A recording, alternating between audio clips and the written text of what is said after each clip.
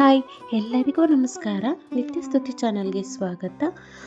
ಇನ್ನೇನು ವರಮಹಾಲಕ್ಷ್ಮಿ ಹಬ್ಬ ಬಂತು, ಸೊ ಅದ್ರ ಬಗ್ಗೆ ನಾವು ಇವತ್ತು ತಿಳಿದುಕೊಳ್ಳೋಣ.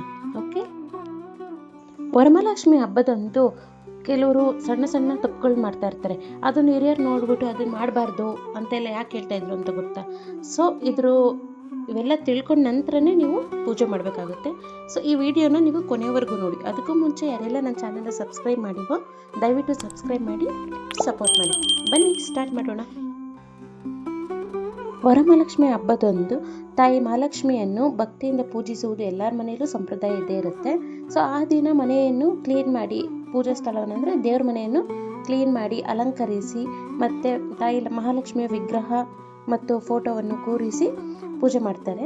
ತಾಯಿ ಮಹಾಲಕ್ಷ್ಮಿ ನಮ್ಮ ಮನೆಗೆ ಸುಖ, ಶಾಂತಿ, ನೆಮ್ಮದಿ, ಸಮೃದ್ಧಿಯನ್ನು ನೀಡಲಿ ಎಂದು ನಾವು ಮಹಾಲಕ್ಷ್ಮಿ ಹತ್ರ ಬೇಡ್ಕೊಳ್ಳೋಣ. ನೆಕ್ಸ್ಟು ಪೂಜಾ ಸಾಮಗ್ರಿಗಳು. ನಮಗೆ ಏನೇನೆಲ್ಲ ಪೂಜೆ ಮಾಡೋದಕ್ಕೆ ಯಾವ್ಯಾವ ಸಾಮಗ್ರಿಗಳು ಬೇಕು ಅನ್ನೋದು ನಾವು ಅದನ್ನು ಸಿದ್ಧಪಡಿಸ್ಕೋಬೇಕಾಗುತ್ತೆ.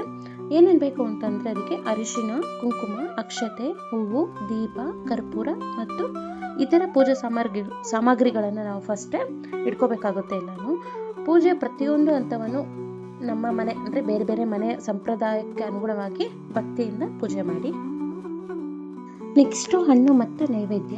ತಾಯಿ ಮಹಾಲಕ್ಷ್ಮಿಗೆ ಹಣ್ಣುಗಳು, ಸಿಹಿ ತಿಂಡಿಗಳು ಮತ್ತು ಮನೇಲಿ ಮಾಡಿರೋಂತಹ ನೈವೇದ್ಯಗಳನ್ನು ಭಕ್ತಿಯಿಂದ ಅರ್ಪಿಸಬಹುದು. ನೈವೇದ್ಯ ನಾವು ಅರ್ಪಿಸಬೇಕಾದ್ರೆ ಶ್ರದ್ಧೆ ಮತ್ತು ಭಕ್ತಿ ಮುಖ್ಯ.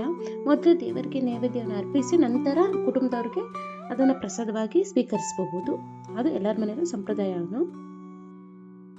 ನೆಕ್ಸ್ಟು ಕಳಸ. ಕಳಸ ಅಂದರೆ ಒಬ್ಬೊಬ್ಬರು ಮನೆಯಲ್ಲಿ ಕಳಸ ಕೂರಿಸ್ತಾರೆ, ಒಬ್ಬೊಬ್ಬರು ಮನೆಯಲ್ಲಿ ಫೋಟೋ ಇಟ್ಟು ಪೂಜೆ ಮಾಡ್ತಾರೆ. ಆದರೆ ಕಳಸಕ್ಕೂ ವಿಶೇಷವಾದ ಸ್ಥಾನವಿದೆ. ಸಂಪ್ರದಾಯದಂತೆ ಕಳಸವನ್ನು ಸಿದ್ಧಪಡಿಸಿ ಅದರ ಮೇಲೆ ತೆಂಗಿನಕಾಯಿ ಅಥವಾ ಮಾವಿನ ಎಲೆಗಳನ್ನು ಇಟ್ಟು ಪೂಜಿಸಬಹುದು, ಇಲ್ಲ ಹೂಗಳನ್ನ ಹಾಕಿ ಅಲಂಕಾರ ಮಾಡಬಹುದು. ಕಳಶ ಸ್ಥಾಪನೆಯು ಒಬ್ಬೊಬ್ಬರ ಮನೇಲಿ ಒಂದೊಂದು ಥರ ಸಂಪ್ರದಾಯ ಬದಲಾಗುತ್ತೆ.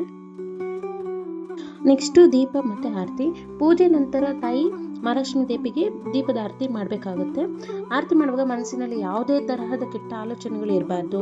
ಕುಟುಂಬದ ಆರೋಗ್ಯ, ಸುಖ, ಸಮೃದ್ಧಿ, ನೆಮ್ಮದಿಗಾಗಿ ಅದನ್ನು ಮನಸ್ಸಿನಲ್ಲಿ ಇಟ್ಕೊಂಡು ನಾವು ಪೂಜೆ ಮಾಡಬೇಕು. ಕೊನೆಗೆ ಓಂ ಶ್ರೀಂ ಲಕ್ಷ್ಮೀ ನಮಃ ಎಂದು ಭಕ್ತಿಯಿಂದ ಮಂತ್ರವನ್ನು ಹೇಳಬೇಕು. ಪೂಜೆ ಆದಮೇಲೆ ಕೊನೆಯಲ್ಲಿ ಸುಮಂಗಲಿಯರನ್ನ ಕರೆಸ್ಬಿಟ್ಟು ಅವರಿಗೆ ಅರಿಶಿನ, ಕುಂಕುಮ, ಹೂವು ಕೊಟ್ಟು ತಾಂಬೂಲನ್ನು ಕೊಡ್ತಾರೆ. ವೀಳ್ಯದೆಲೆ, ಅಡಿಕೆ ಎಲ್ಲ ಕೊಡ್ತಾರೆ. ಅದು ಅವ್ರವ್ರ ಮನೆಗೆ ಸಂಪ್ರದಾಯ ಕೂಡ.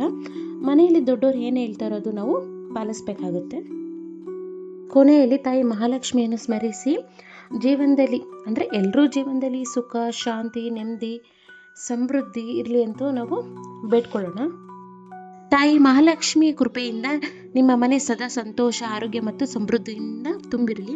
ಈ ಮಾಹಿತಿ ನಿಮಗೆ ಇಷ್ಟವಾದರೆ ಲೈಕ್ ಮಾಡಿ, ಕಮೆಂಟ್ ಮಾಡಿ, ನಿಮ್ಮ ಫ್ರೆಂಡ್ಸು ಫ್ಯಾಮಿಲಿಗೆಲ್ಲ ಶೇರ್ ಮಾಡಿ. ಇಂತಹ ಭಕ್ತಿ ಮಾಹಿತಿಗಾಗಿ ನಮ್ಮ ಚಾನಲನ್ನು ಸಬ್ಸ್ಕ್ರೈಬ್ ಮಾಡಿ. ಶ್ರೀ ಮಹಾಲಕ್ಷ್ಮಿ ದೇವಿಗೆ ಜಯ. Thank you. Bye bye.